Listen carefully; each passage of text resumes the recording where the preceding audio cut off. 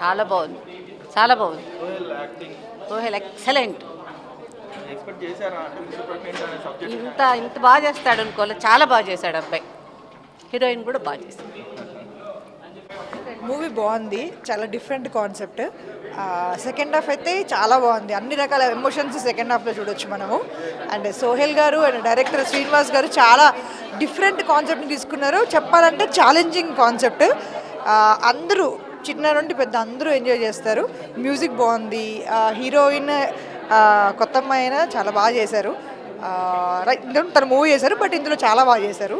Songs అన్నీ బాగున్నాయి, చాలా బాగుంది మూవీ, చూడొచ్చు. మూవీ అయితే సూపర్ అండి.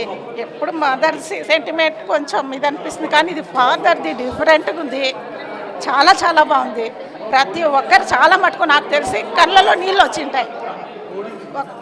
అంతకంటే ఏం చెప్పలేము, అంత బాగుంది.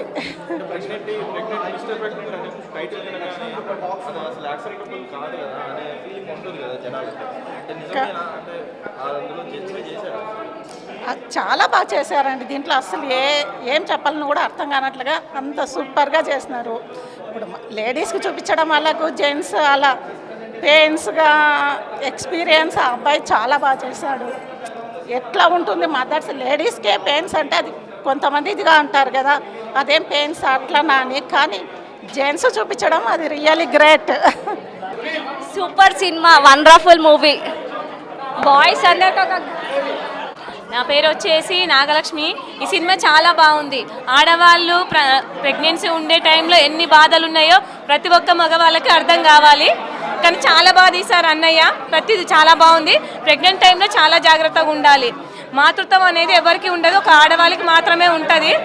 కానీ ఆడవాళ్ళు చాలా గొప్పవాళ్ళు. ఓకేనా మగవాళ్ళందరూ? ఓకేనా, ఒప్పుకున్నారా?